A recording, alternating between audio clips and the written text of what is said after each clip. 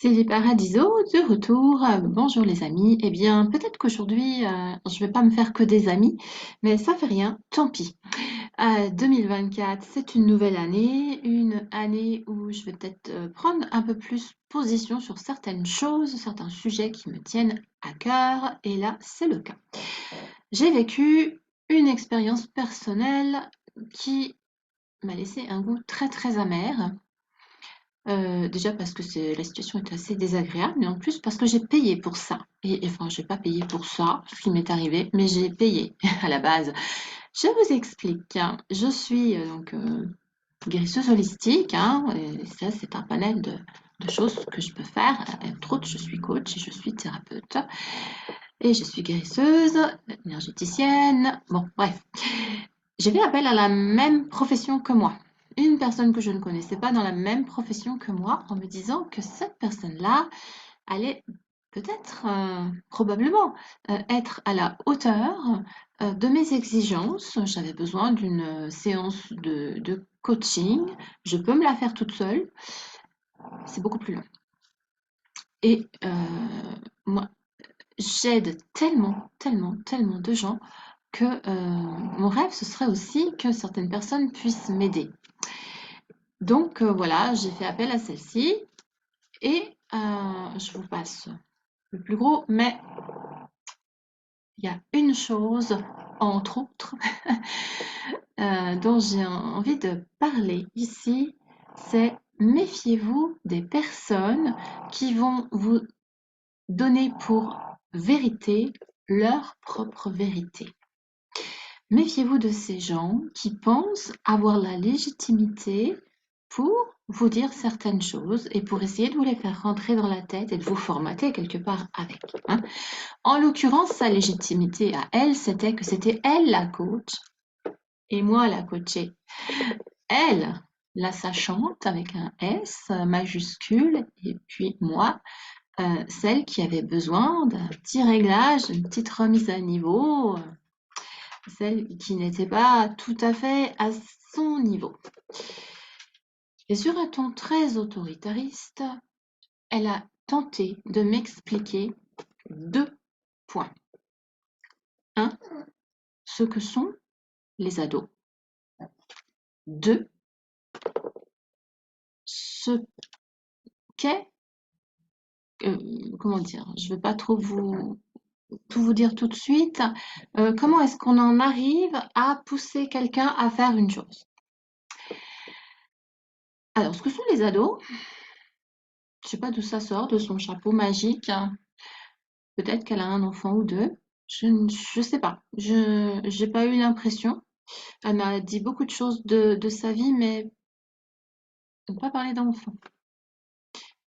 En tout cas, ce que sont les ados, moi je le sais assurément mieux qu'elle, puisque personnellement, j'en ai eu 5. Donc, je sais très bien que rares sont les personnes qui ont autant d'enfants.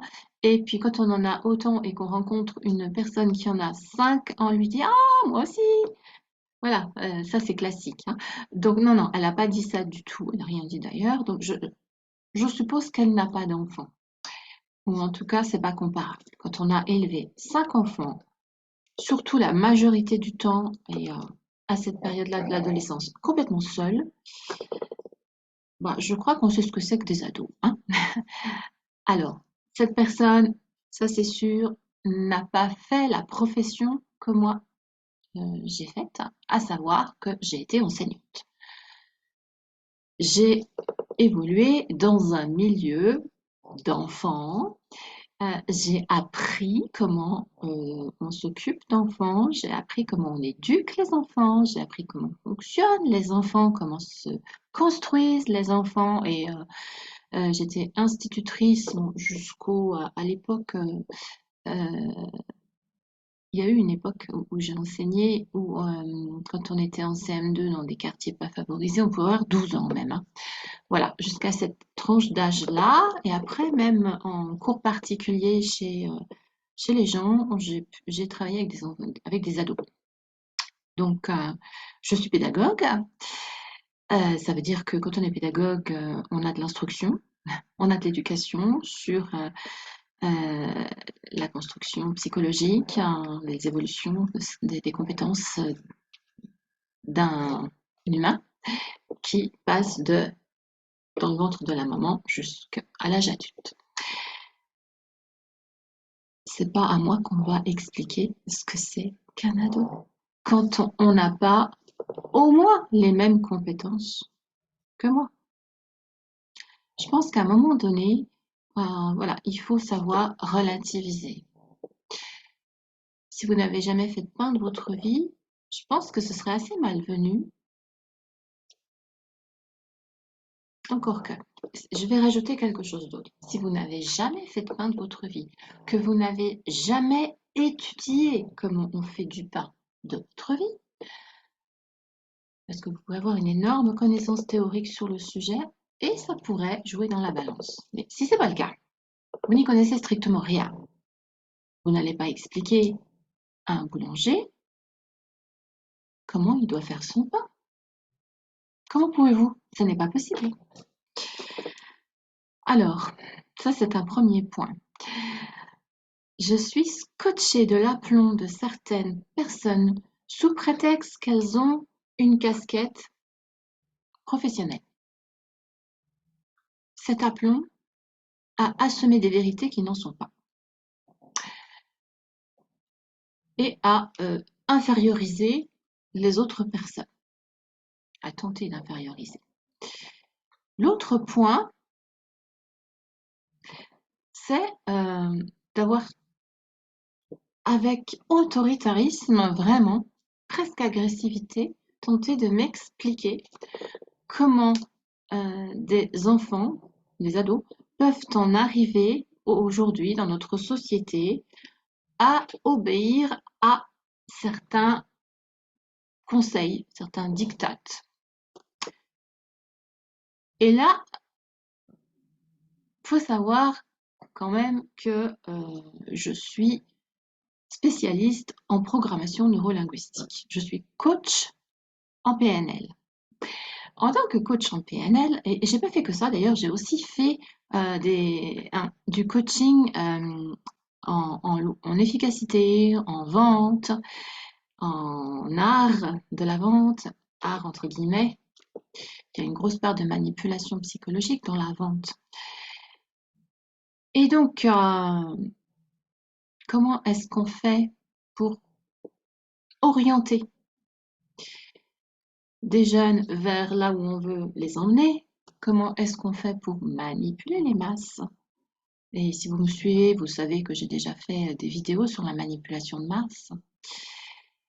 C'est quelque chose de très raffiné, c'est un art. Et mais j'ai appris ça, moi. J'ai appris, je ne pratique pas, parce que ce n'est absolument pas mon éthique. Mais je sais comment ça marche. Et je le vois en action dans notre société. Et qu'on vienne avec tout son savoir personnel, d'expérience personnelle, où on a soi-même suivi ce chemin qui était indiqué à notre jeunesse, pour expliquer voilà comment ça se passe, parce que moi-même, je l'ai fait. Donc, Sylvie, voilà. Non, je suis désolée, non. Je préfère en rire tellement c'est pitoyable. Mais ces gens-là, en position de coach, par rapport à une personne qui est coachée, vont penser ma pauvre dame, mais vous n'avez rien compris à la vie. Attendez, moi je vais tout vous expliquer, alors vous ouvrez grand vos oreilles, hein, s'il vous plaît, parce que je détiens la pure vérité. Et voilà. Et sa vérité à elle, malheureusement, c'est, je ne sais pas, sur une échelle de pourcentage 100%, je dirais qu'elle a vu juste à 5%, 10%, entre 5 et 10%. Allez, non, 10 c'est beaucoup, même pas. Parce que la manipulation de nos jeunes, mais c'est tellement au-delà de ce qu'elle m'a dit. Tellement. Et je suis spécialiste. Voilà. Donc, là où je veux en venir, c'est faites attention à tout professionnel qui pourrait, sous couvert de sa casquette professionnelle, le prendre de haut. Désolée pour le chien, mais c'est toujours pareil, hein. J'ai toujours les chiens qui font beaucoup de bruit, qui s'étranglent, qui s'étouffent, qui se lèchent, qui ronflent, etc. Bon, voilà, ça c'est mon univers. Bref, faites attention à ces professionnels avec leurs casquettes qui vont vous prendre de haut et vous tenter de vous asséner des vérités qui soit n'en sont pas, soit sont vraiment une infime partie de la réalité. Ce n'est que leur filtre personnel qui ont ciblé quelque chose qui, en l'occurrence, là, pour cette dame que je pourrais moi-même coacher d'ailleurs, tellement j'ai perçu de choses en l'écoutant, euh, ça l'arrange bien, ce genre de cheminement de pensée pour aller valider ce qu'elle elle a fait. Ça l'excuse. Donc, c'est un prétexte, c'est un tour que nous joue notre cerveau pour nous faire accepter certaines choses. Voilà, c'est tout. Donc, soyez bien conscients, nous avons tous un cerveau, fort heureusement. Ce cerveau, il est magique. Et moi, j'incite tout le monde, tout le monde, tout le monde à se servir le mieux possible de son cerveau. Ce cerveau, c'est pas parce que je suis spécialiste en programmation neurolinguistique que je dis ça. Parce que déjà, quand j'étais juste institutrice et que j'enseignais, mais c'était au-delà de l'enseignement, j'éveillais, parce que c'était vraiment mon but. J'éveillais les enfants. Déjà à l'époque, je tentais de leur inculquer qu'on a un cerveau, c'est magique, il est très fort, il faut le développer, il faut s'en servir, il faut avoir l'esprit critique, il ne faut jamais gober tout ce qu'on essaye de nous dire, y compris la maîtresse qui dit des choses, parce que la maîtresse, elle peut se tromper aussi, et ça pouvait m'arriver. Et j'acceptais les réflexions des enfants. Ah, maîtresse, maîtresse, vous êtes trompée.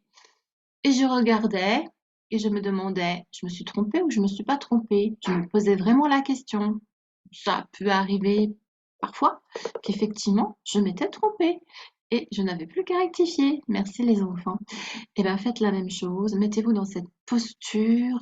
Ne vous laissez pas enfermer dans ce jeu de rôle où il y a la personne qui se met en position de supériorité au nom de sa casquette professionnelle pour aller euh, vous rabaisser et essayer de vous faire rentrer dans la tête des choses qui n'ont rien à y faire. Voilà. Eh bien, écoutez, je vous laisse rebondir si le cœur vous en dit.